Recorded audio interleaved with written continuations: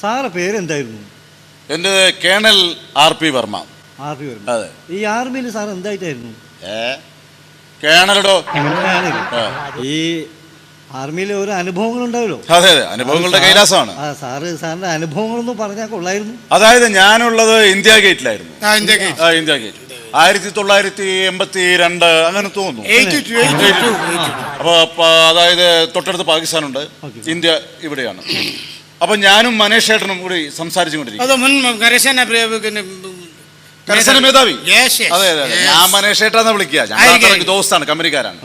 ഞാൻ ഒരു പ്രാവശ്യം കണ്ടതില്ല മകളെ കല്യാണത്തിന് കോഴിക്കോട് അത്ര ഒരു ഇതിലാണ്, അത്ര എടുത്തോ. അപ്പൊ ഞാൻ പിന്നെ മനേഷ് ഏട്ടാന്ന് വിളിക്കും, മറ്റൊരു സാറിനാണ്. അപ്പൊ നമുക്കതല്ലല്ലോ. അപ്പൊ ആരെങ്കിലും അപ്പോ ഞങ്ങള് ഒരു ടീ പോയിന്റ് മുന്നിൽ സംസാരിച്ചുകൊണ്ടിരിക്കുക, ഞാനും മനേഷ് ഏട്ടനും കൂടി സംസാരിച്ചുകൊണ്ടിരിക്കുന്ന സമയത്ത് പെട്ടെന്നുണ്ട് ഞങ്ങളുടെ തലേന്റെ ഒരു 10-25 അടി മുകളിൽ കൂടെ ഒരു സാധനം. എന്താണത്? ഞാൻ മനസ്സിലായില്ല. എനിക്ക് പെട്ടെന്നാണ് മനസ്സിലായത്, പാകിസ്ഥാന്റെ യുദ്ധവിമാനമാണ് പാസ് ചെയ്തത്. യുദ്ധവിമാനം ഇന്ത്യന്റെ അതിർത്തി കഴിഞ്ഞു. അപ്പൊ മനേഷ് ഏട്ടൻ അവർക്ക് കൂടി കംപ്ലീറ്റ് പ്രശ്നമായി. വർമ്മ എന്തെങ്കിലും ചെയ്യുന്നു, ഞാൻ ഇപ്പം ബോംബ് വരും, ഇന്ത്യ തകർന്നു പോകുന്നു. ഞാൻ don't worry, I will keep. ഞാൻ അതന്നെയോട് പറഞ്ഞു, അതിന്റെ മലയാളം പറഞ്ഞു, ഞാൻ രക്ഷിച്ചു തരാം, ഡോണ്ട് വെറി എന്ന് പറഞ്ഞു. അപ്പൊ അവര് പറഞ്ഞു, ഞാൻ പറഞ്ഞു എന്തിനാ വെറുതെ ടെൻഷൻ അടിക്കുന്നത്. അത് പറഞ്ഞുകൊണ്ടിരിക്കുന്ന സമയത്ത് എന്താ അവരാ വിമാനത്തിൽ ബോംബിട്ടത്. 10-60 ബോംബ് അങ്ങോട്ടിട്ട് ഞങ്ങള് കാപ്പി വെച്ചോണ്ടിരിക്കുകയാണ്. മനേഷേട്ടൻ പറഞ്ഞു എന്തെങ്കിലും ചെയ്യും വർമ്മ, എന്തെങ്കിലും ചെയ്യും. Don't worry, I will keep. എന്ത് ബോംബ് വന്നു കൊണ്ടിരിക്കുകയാണ്. ഞാൻ പറഞ്ഞു ഡോണ്ട് വെറി, നിങ്ങൾ കാപ്പി കഴിക്കുന്നത്.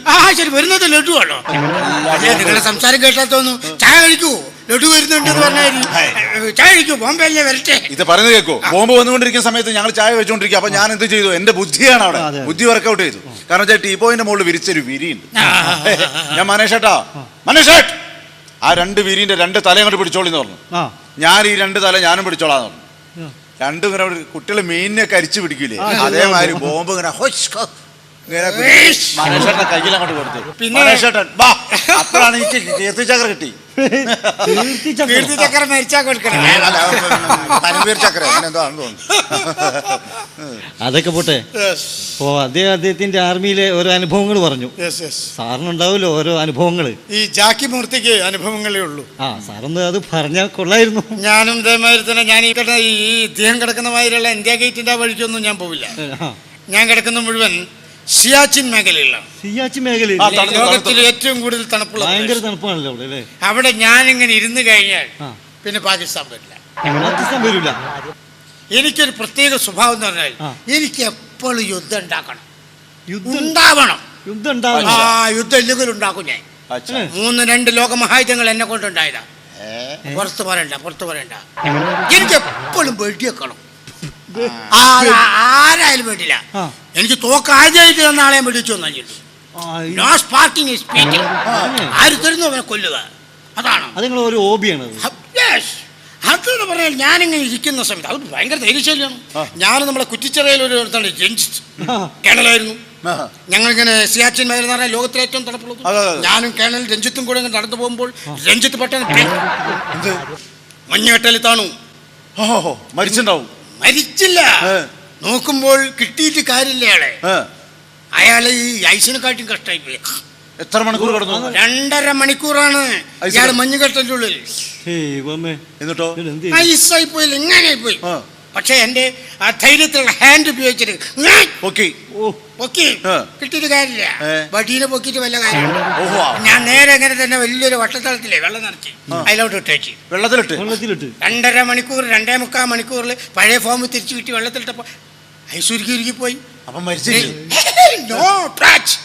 രഞ്ജിത്തിൽ ബസ്സിലേസ് കൊടുത്തു, കുറ്റിച്ചിറയിൽ ജീവിക്കുന്നു. അതാണ് എന്റേത്. അങ്ങനെ ഞാനെന്ന് പറഞ്ഞാൽ എപ്പോഴും വെട്ടിവെക്കണം. എനിക്ക് ഇന്ത്യയിൽ മാത്രമല്ല, രാവിലത്തെ ഭാഗം അതിർത്തിയൊന്നും പ്രശ്നമില്ല, ഒറ്റ ഇറങ്ങല. ആരെ കാണുന്നോ ഭാഗം എല്ലാവരും. പിന്നെ പാകിസ്ഥാനുകാർക്ക് എന്നെ പേടിയാ. പിന്നെ പാകിസ്ഥാനും ഇന്ത്യ എന്നല്ല പറയാ, ഞാനും ഇന്ത്യ. ഒരു ദിവസം അങ്ങനെ വെട്ടിച്ച് തളർന്ന്. അപ്പൊ ഞാൻ എല്ലാവരും ഞാനൊന്ന് കുളിച്ചാട്ടെ അറിഞ്ഞിട്ട് പാകിസ്ഥാൻ അതിർത്തിനുള്ളൊരു കുളമുണ്ട്. ആ കുളത്തിൽ ഞാനിങ്ങനെ ഡ്രിങ്കിങ് ഡ്രിങ്കിങ് കുളിക്കുക സ്വിമ്മിങ് ഇതിലിങ്ങനെ അതെന്താ പഴയ തണുപ്പാലോചിച്ചിട്ട് വെള്ളടിക്ക പല്ല് കുട്ടിയടിച്ചു അത് കുളിച്ചു കൊണ്ട് എഴുന്നേൽക്കുമ്പോ കംപ്ലീറ്റ് പാകിസ്ഥാന്റെ റൗണ്ട് അടിച്ചു എന്ത് ചെയ്യും ഫുൾ നോക്കി കുഴപ്പ ഉടനെ ഒരു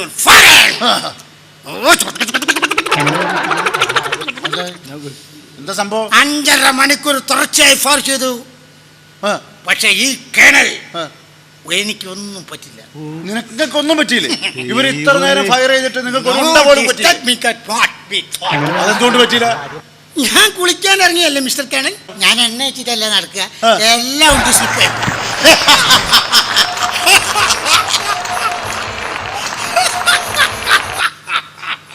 അണ്ടറടിക്കാല്ലേ പോയിട്ട് കമേൻ